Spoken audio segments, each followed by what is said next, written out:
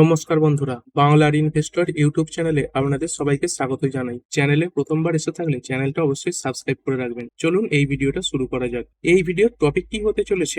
আজ রবিবার, কাল থেকে আবার আমাদের ইন্ডিয়ান শেয়ার মার্কেট স্বাভাবিকভাবেই ওপেন হয়ে যাচ্ছে। তো সামনের সপ্তাহে কোন কোন ইম্পর্টেন্ট ট্রিগার পয়েন্টগুলো রয়েছে যেইগুলো মার্কেটকে ওপর দিকে নিয়ে যেতে পারে, বা কোন কোন পয়েন্টগুলোর কারণে মার্কেট নিচের দিকে নেমে আসতে পারে, সেই সব বিষয়গুলো নিয়েই এই ভিডিওতে ডিটেলসে আলোচনা করব। তবে তার আগে চলুন দেখে নিই এই সপ্তাহে বাজারে কি কোনো ছুটি রয়েছে। যেমনটা দেখতে পাচ্ছেন এই এপ্রিল মাসে, এর আগে 3রা এপ্রিল একটা ছুটি ছিল এই গুড ফ্রাইডের কারণে, এবং তারই সঙ্গে সঙ্গে এই সপ্তাহে এই 14ই এপ্রিল এই বাবা সাহেব আম্বেদকর জয়ন্তী হিসাবে একটা ছুটি থাকছে। তো এই ছুটি কবে পড়েছে?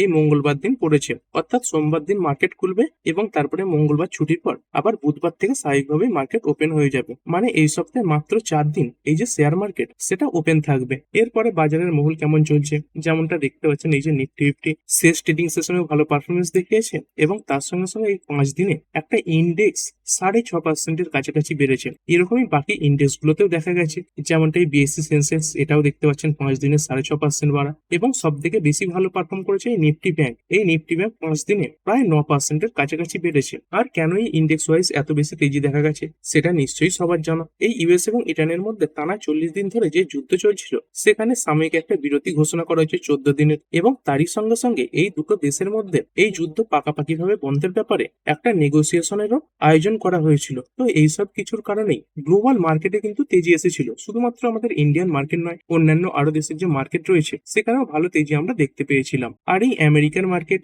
শুক্রবার দিন আমাদের ইন্ডিয়ান মার্কেট ক্লোজ হয়ে যাওয়ার পরে ওপেন হয়েছিল।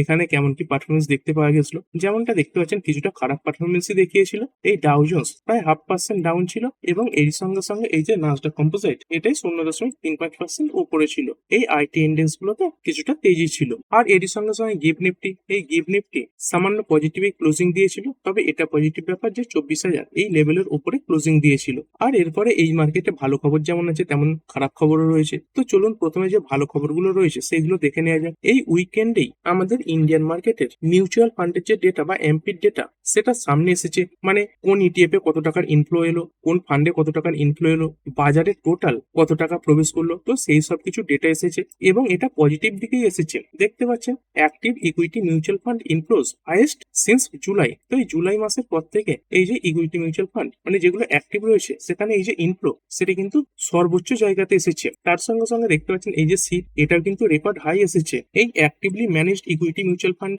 এইখানে যে ইনফ্লো তার পরিমাণ দাঁড়িয়েছে 40,450 কোটি টাকা, যেটা এর আগের মাসের তুলনায় 56% বেশি। আর সব থেকে বেশি ফান্ড কিসে এসেছে, এই যে ফ্লেক্সি ক্যাপ সেইখানেই এসেছে। আরো চলুন কিছু ডিটেলস দেখে নিই। যেমন এই টোটাল ইন্ডাস্ট্রি এইউএম এইটা দাঁড়িয়েছে 73.73 লাখ কোটি, যেটা এর আগের মাসের তুলনায় কিছুটা কমেছে। কিন্তু এই নেট ইকুইটি ইনফ্লো এটা বেড়েছে 40,450 কোটি, 56% বেড়েছে। তারপরে এই যে সিপের পরিমাণ এটা দাঁড়িয়েছে 32,087 কোটি, এর আগের মাসে ছিল 29,845 কোটি, এবং এই 32,087 কোটি এটাই কিন্তু হাইয়েস্ট এভার এই সিপ এসেছে। টোটাল যে ফোলিও কাউন্ট সেটাও বেড়েছে 27.39 কোটি, এখানে 33.63 লাখ নতুন ফোলিও অ্যাড হয়েছে। আর কোন ফান্ডে কেমন কি ইনফ্লো এলো, এই ফ্লেক্সি ক্যাপ ফান্ড এখানে 10,054 কোটি ইনফ্লো এসেছে, এটাই সব থেকে বেশি। তারপরে স্মল ক্যাপ ফান্ডে 6,264 কোটি, মিড ক্যাপ ফান্ডে দাঁড়িয়েছে 6,064 কোটি, large and mid cap fund এখানে 5,307 কোটি এসেছে। তারপরে শুধু এই লার্জ ক্যাপ ফান্ড এখানে 2,998 কোটি, মাল্টি ক্যাপ ফান্ড এটা দাঁড়িয়েছে 2981 কোটি, এবং এই ট্যাক্স সেভিং ফান্ড এখানে কিছুটা কমে গেছে, 437 কোটির আউটফ্লো হয়েছে। এছাড়া যদি অন্যান্য ইটিএফ গুলো দেখি, এই যেমন গোল্ড ইটিএফ, এই গোল্ডের দামে দেখতে পাচ্ছেন বর্তমানে সেরকম তেজি নেই, একটা নির্দিষ্ট লেভেলে কনসলিডেট করছে।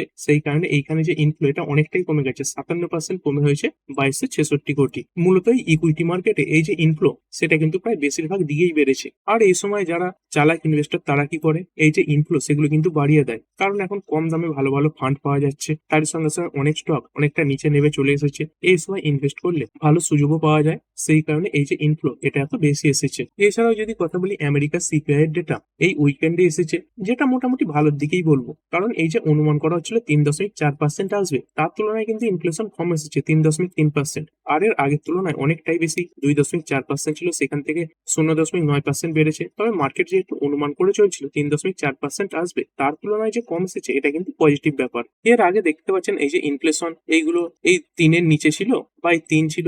আর আমেরিকার যে ফেড তারা কিন্তু একটা টার্গেট রেখে দিয়েছে, এই ইনফ্লেশন যদি 2-এর কাছাকাছি থাকে তবেই তারা রেট কাট করবে। তো এই ইনফ্লেশন বেড়ে যাওয়াটা এটা কিন্তু আমেরিকান মার্কেটের জন্য খারাপ, আর ফেড যদি রেট কাট না করে তাহলে কিন্তু সেটা গ্লোবাল মার্কেটের জন্য খারাপ। আর যেভাবে ডেটা আসছে এতে তো মনে হয় না এরপরে যখন ফেডের মিটিং হবে তখন কোন প্রকার রেট কাট হবে। আর কি কারণে ইনফ্লেশন এত বেড়ে গেল? এই যুদ্ধের কারণেই বেড়েছে। দেখতে পাচ্ছেন এই যে গ্যাসোলিনের প্রাইস এটাই স্কাই রকেট হয়ে যাওয়ার জন্যই এই যে ইনফ্লেশন এটা কিন্তু 0.9% পর্যন্ত বেড়েছে। তারপরে আরো একটা ভালো জিনিস হচ্ছে এফআইআই এবং ডিআইআই এর ডেটা।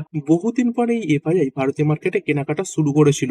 এই লাস্ট ট্রেডিং সেশনে মানে 10 এপ্রিল 672 কোটি কিনেছিল এবং তার সঙ্গে সঙ্গে ডিআইআই এরাও কিনেছিল 410 কোটি। যদিও এই এফআইআই দের যে বাইং ফিগার এটা খুবই কম, তবু এটা পজিটিভ। কি কারণে বলছি? কারণ এই গত দুদিন ধরে এই যে এফআইআই দেখতে পাচ্ছেন 8 এপ্রিল এখানে 2811 কোটি সেল করেছিল, তারপরে 9 এপ্রিল 1711 কোটি সেল করেছিল। এগুলো কিন্তু এর আগের তুলনায় অনেকটাই কম। মানে এফআইআই রা ভারতীয় মার্কেটে এই যে সেলিং সেটা আস্তে আস্তে কমাচ্ছিল এবং শেষ ট্রেডিং সেশনে কিনেছে। যদি এর আগে দেখেন এই এপ্রিল মাস তো বাদ দিন, তারপরে এই মার্চ মাস, ফেব্রুয়ারি মাস, তো এর আগে লাস্ট কবে বাই করেছিল দেখতে পাচ্ছেন এই 25 ফেব্রুয়ারি লাস্ট বাই করেছিল এই 2991 কোটির কাছাকাছি। তারপর প্রতিদিনই সেল করেছিল। তো এই বাইং ফিগার এটা খুব কম হলেও এটা কিন্তু পজিটিভ ব্যাপার। এবং তারই সঙ্গে সঙ্গে আমাদের যে ইন্ডিয়ান রুপি এটাও কিছুটা শক্তিশালী হয়েছে এই আরবিআই এর পদক্ষেপের পরে। এই যে ইন্ডিয়ান রুপি এটাই 95 থেকে 93 এর ঘরে চলে এসেছিল এবং আরবিআই যে বিভিন্ন ব্যাংকগুলোকে নির্দেশ দিয়েছিল তাদের ওপেন পজিশন $100 মিলিয়ন নামিয়ে নিয়ে আসতে হবে। তার শেষ ডেট কবে ছিল? 10 এপ্রিল। তো সেই যে 10 এপ্রিল সেটাও কিন্তু শেষ হয়ে গেছে। আরবিআই এর সেই যে টাইম ফ্রেম সেটাও শেষ হয়ে গেছে। যদিও এই কদিনে ইন্ডিয়ান রুপি এতটা শক্তিশালী হয়েছে তবুও কিন্তু এটা অবশ্যই ফোকাসে থাকবে যে এরপরে ইন্ডিয়ান রুপি কেমন মুভমেন্ট দেখায়। এরপরে ইন্ডিয়ান রুপি এটা কিন্তু আবার দুর্বল হতে পারে। তো এখন 93 এর কাছে রয়েছে, এটা পজিটিভ ব্যাপার। আর এইগুলো তো ছিল পজিটিভ ব্যাপার। এরপরে চলুন কিছু খারাপ যে ব্যাপারগুলো রয়েছে, খারাপ যে নিউজগুলো রয়েছে সেগুলো দেখে নিই। কারণ দেখুন এই শেয়ার মার্কেট এমন একটা জায়গা যেখানে একটা খারাপ খবর এসে 10টা ভালো খবরকেও কিন্তু চাপা ফেলে দিতে পারে। তো সেরকমই কিছু খারাপ খবর আমাদের সামনে এসে কিন্তু হাজির হয়েছে। এই ইউএস এবং ইরানের মধ্যে টানা 40 দিন ব্যাপী যে যুদ্ধ চলছিল সেই যুদ্ধে একটা সিজ ফায়ারের ব্যাপারে ঘোষণা করা হয়েছিল এবং এটাও আলোচনা করা হয়েছিল যে দুই দেশের মধ্যে মুখোমুখি বৈঠক হবে, সেখানে এই যুদ্ধ বন্ধের জন্য নেগোসিয়েশন চলবে। তো এই নেগোসিয়েশন মানে কি? আমেরিকা কিছু দাবি ইরানের কাছে রাখবে এবং ইরানও কিছু দাবি আমেরিকার কাছে রাখবে। তো সেই সব দাবিগুলো যদি দুপক্ষই মেনে নিতে পারে তাহলে এই যে যুদ্ধ সেটা পুরোপুরি ভাবে বন্ধ হবে এবং সেই ব্যাপারে নিউজ সামনে চলে এসেছে। কি নিউজ? এখানে দেখতে পাচ্ছেন Iran and US fail to reach a deal after 21 hours of negotiations in Pakistan. টানা 21 ঘন্টা ধরে এই যে নেগোসিয়েশন সেটা কিন্তু চলেছে, কিন্তু সেই নেগোসিয়েশন শেষ হওয়ার পরে কোনো ডিল কিন্তু হয়নি। আর এটা দেখতে পাচ্ছেন পুরোপুরি অফিসিয়াল খবর। এই জেডি ভ্যান্স এই আমেরিকার ভাইস প্রেসিডেন্ট তিনি কিন্তু এই তথ্য মিডিয়াতে জানিয়ে দিয়েছেন। No deal, US Iran peace talks in Islamabad collapse.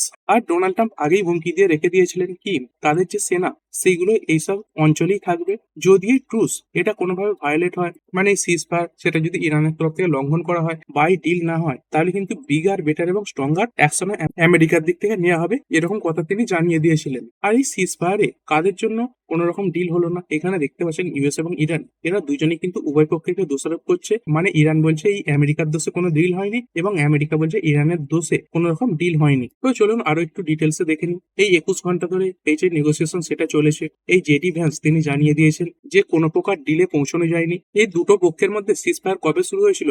এই এপ্রিলের 8 তারিখে। তো এখন এই সিজ ফায়ার এটা কিন্তু চলছে। তো এটাই দেখাতে হবে কোনো দেশ তাদের দিক থেকে এই যে সিজ ফায়ার সেটা ভাঙে কিনা। আর কারা মিডিয়েটর হিসেবে কাজ করছিল? এই যে পাকিস্তান, তারাই মিডিয়েটর হিসেবে কাজ করছিল। তো এখানে কি কি পয়েন্ট ছিল? মোটামুটি দেখতে পাচ্ছেন 4খানা পয়েন্ট ছিল। এই নিউক্লিয়ার ওয়েপনের ব্যাপারটা ছিল। এখানে দেখতে পাচ্ছেন আমেরিকা তারা এই ডিমান্ড করছিল যে ইরান তারা কোনোভাবেই নিউক্লিয়ার ওয়েপন এটা ডেভেলপ করবে না এবং পরবর্তীকালে এই ভাইস প্রেসিডেন্ট জেডি ভান্স তিনি জানিয়ে দিয়েছেন ইরান এই ব্যাপারটা রিফিউজ করে দিয়েছে। তারই সঙ্গে সঙ্গে পরবর্তী পয়েন্ট দেখতে পাচ্ছেন এই যে স্টেট অফ হরমুজ, ইরান তাদের দিক থেকে বলে রেখেছে এই যে স্টেট অফ হরমুজ সেটাকে তারাই কন্ট্রোল করবে, প্রয়োজনে তারা ব্লকও করে রাখবে এবং এটা তাদের অধিকার। আর অন্যদিকে আমেরিকা তারা দেখতে পাচ্ছেন এই যে মাইন ক্লিয়ারিং অপারেশন সেটা শুরু করেছে। এই ইরান সমুদ্রের বহু জায়গায় এই যে মাইন সেটা বসিয়ে রেখেছিল সেগুলো এই আমেরিকা আস্তে আস্তে ক্লিয়ার করবে বলেছে। তারই সঙ্গে সঙ্গে ইরান এটাও দাবি রেখেছিল তাদের যে ফ্রোজেন ফাইন্যান্সিয়াল অ্যাসেট সেগুলোকে আনফ্রিজ করতে হবে। তারপরে ইরান এবং পাকিস্তান এটা দুজনেই ক্লেম করছে যে এই সিজ ফায়ারের মধ্যে লেবানন এটাও অন্তর্ভুক্ত ছিল, কিন্তু উল্টো দিকেই আমেরিকা এবং ইসরায়েল এরা এটাই মেনে চলছে যে সিজ ফায়ারের মধ্যে এই যে লেবানন এই দেশটা কিন্তু ছিল না। কোন দেশ থেকে কে কে উপস্থিত ছিলেন? এই আমেরিকা থেকে ভাইস প্রেসিডেন্ট জেডি ভ্যান্স ছিলেন, ইরান থেকে ছিলেন তাদের স্পিকার এই মোহাম্মদ বাগের গালিবাফ এবং এই ইসরায়েল থেকে ছিলেন প্রাইম মিনিস্টার বেঞ্জামিন নেতানিয়াহু। এই আমেরিকা কি চাইছিল দেখতে পাচ্ছেন, permanent end to Iran nuclear program and reopening of Strait of Hormuz, মানে নিউক্লিয়ার প্রোগ্রাম এটা ফুল বন্ধ করাতে চাইছিল এবং স্টেট অফ হরমুজ এটাকে ওপেন করাতে চাইছিল। ইরান কি চাইছিল, তাদের উপর থেকে সমস্ত স্যাংশন উঠে যাক, এই যুদ্ধের জন্য সবকিছু ক্ষতিপূরণ দেওয়া হোক এবং এই স্টেট অফ হরমুজ এটার উপর তারা কন্ট্রোল রাখবে। এই ইসরায়েল কি বলছে, এই ইরানের নিউক্লিয়ার প্রোগ্রাম যে ধ্বংসের ব্যাপারটা সেটা কিন্তু এখনো পুরোপুরি শেষ হয়নি। তারপরে স্টেট অফ হরমুজ যেটার বর্তমানে কি অবস্থা রয়েছে, এই ইরানের এমপি দেখতে পাচ্ছেন ওয়ার্নিংও দিয়েছে ইউএস কে কি, only we control the state of Hormuz, শুধুমাত্র ইরান তারা এই স্টেট অফ হরমুজ যেটাকে কন্ট্রোল করবে। এবং তারই সঙ্গে সঙ্গে ইরান এটাও বলছে যে it lost track of mines planted to block route, মানে এর আগে তারা এই হরমুজের যেসব জায়গাতে এই মাইন বসিয়েছিল তো সেই সব জায়গাগুলো তারা হারিয়ে ফেলেছে, মানে আগে যে ট্র্যাক করছিল সেই ট্র্যাক গুলো তারা আর করতে পারছে না। তো এটাও কিন্তু একটা খুবই খারাপ জিনিস, মানে এই যে নেগোসিয়েশন সেটা কমপ্লিট হয়নি, কোনো ডিলে পৌঁছানো যায়নি। এই সিজ ফায়ার এটা শুরু হয়েছিল 8ই এপ্রিল, কত দিনের জন্য সিজ ফায়ার ঘোষণা হয়েছিল, 14 দিনের জন্য। তো এই সিজ ফায়ার এটাই 22 তারিখে ক্লোজ হচ্ছে। তো তার আগেই আমেরিকা কোনো প্রকার অ্যাটাক করে বসে কিনা, বা উল্টো দিকেই ইরান তাদের দিক থেকে কোনো প্রকার অ্যাটাক হয়ে যায় কিনা, তার সঙ্গে সঙ্গে ইসরায়েল তারা কি করে, এই জিনিসগুলোই কিন্তু বর্তমানে নজরে রাখার মতো বিষয়। এবং এই সবকিছুর প্রভাব এই যে ক্রুড অয়েল সেখানে কিন্তু পড়বে। যেমনটা এই ক্রুড অয়েল এই 100 নিচে নেমে এসেছিল, তো যদি এই পরিস্থিতি পজিটিভ না হয়, আরো খারাপ নিউজ আসে, তাহলে খুব সহজেই এই যে ব্রেন ফুড এটা কিন্তু 100তেও টপকে যেতে পারে। এছাড়া ফোকাস থাকবে এই সপ্তাহে বিভিন্ন কোম্পানি তাদের কোয়ার্টার ফোরের রেজাল্ট সামনে নিয়ে আসছে, সেগুলোর উপর কিছু বড় বড় যদি নাম দেখি, যেমন দেখতে পাচ্ছেন এই যে উইপ্রো রয়েছে, তার সঙ্গে সঙ্গে এইচডিএফসি ব্যাংক, আইসিআইসিআই ব্যাংক, এরা তাদের নাম্বার পেশ করবে। এগুলো তো বড় বড় কোম্পানি। আরো অনেক কোম্পানি রয়েছে, যেমন আইসিআইসিআই প্রু রয়েছে, তার সঙ্গে সঙ্গে এই আনন্দ রাতে শেয়ারস অ্যান্ড স্টক ব্রোকার্স রয়েছে, তারপরে আইসিআইসিআই প্রু লাইফ ইন্স্যুরেন্স রয়েছে, অ্যাঞ্জেল ওয়ান রয়েছে দেখতে পাচ্ছেন, তারপরে এইচডিএফসি অ্যাসেট ম্যানেজমেন্ট কোম্পানি রয়েছে, এইচডিএফসি লাইফ ইন্স্যুরেন্স, ইয়েস ব্যাংক, মাস্টেক, এগুলো তাদের নাম্বার টেস্ট করবে। এছাড়াও এই সপ্তাহে আমাদের ইন্ডিয়ার যে ইনফ্লেশনের ডেটা সেটাও সামনে আসতে চলেছে। কবে আসবে এই ইনফ্লেশনের ডেটা? এর আগে দেখতে পাচ্ছেন এই যে কনজিউমার প্রাইস ইন্ডেক্স বা সিপিআই এর ডেটা, এটা এসেছিল এই মার্চ মাসের 12 তারিখে। তো এই মার্চের যে ইনফ্লেশনের ডেটা এটা আমাদের সামনে আসবে এই এপ্রিলের 13 তারিখে। এবারে মার্কেট অনুমান করেই চলছে এই যে ইনফ্লেশন সেটা একটু বেশি আসবে। দেখতে পাচ্ছেন এই যে অনুমান এটা রাখা হয়েছে 3.48%, প্রায় 3.5%-এর কাছাকাছি। কারণ এই ক্রুড অয়েলের প্রাইসের বৃদ্ধির জন্য এই যে ইনফ্লেশন এটা বাড়বে, এটাই স্বাভাবিক ব্যাপার। তো এই যে ইনফ্লেশন যেটা অ্যাকচুয়ালি আসবে সেটাই অনুমানের থেকে বেশি আসবে কিনা বা কিছুটা কম আসবে কিনা সেটা দেখার থাকবে। যেমন আমেরিকান মার্কেটে দেখতে পেলাম যতটা অনুমান করা হয়েছিল তার থেকে সামান্য কম এসেছে। তারপরে গোল্ড সিলভার এখানে কেমন কি পারফরমেন্স দেখা যেতে পারে, যদি ক্রুড অয়েলের প্রাইস বৃদ্ধি পায় তাহলে গোল্ড সিলভার এখানে কিন্তু আবার পতন আসতে পারে। কারণ এই গোল্ড সিলভার এগুলো বর্তমানে একটা অ্যাসেট ক্লাসের মুভের উপর নির্ভর করছে। সেটা কি, সেটা হচ্ছে এই ডলার ইন্ডেক্স। তো এই সিজ ফায়ার ঘোষণা হয়ে যাওয়ার পরে এবং তার সঙ্গে সঙ্গে নেগোসিয়েশনে বসবে দুটো পক্ষই, এরকম খবরের পরে এই যে ইউএস ডলার এটা কিন্তু 100 থেকেই 99 নিচে নেমে এসেছে। তো ডিল ক্যান্সেল হয়ে গেল। এরপরে যদি ক্রুড অয়েলের প্রাইস বেড়ে যায় তাহলে কিন্তু এই যে ডলার ইন্ডেক্স এটাও বৃদ্ধি পাবে, কারণ এই ডলারের চাহিদা তৈরি হবে। আর এই ডলারের চাহিদা তৈরি হলেই এই গোল্ড এবং সিলভার এখানে পতন আসবে। এরপরে দেখে নেবো ক্রিপ্টো মার্কেট কেমন পারফরমেন্স দেখাচ্ছে। বিটকয়েন এর আগের দিন একটা হঠাৎ করে বড় ক্র্যাশ দেখিয়েছে, প্রায় 2%-এর কাছাকাছি পড়েছে।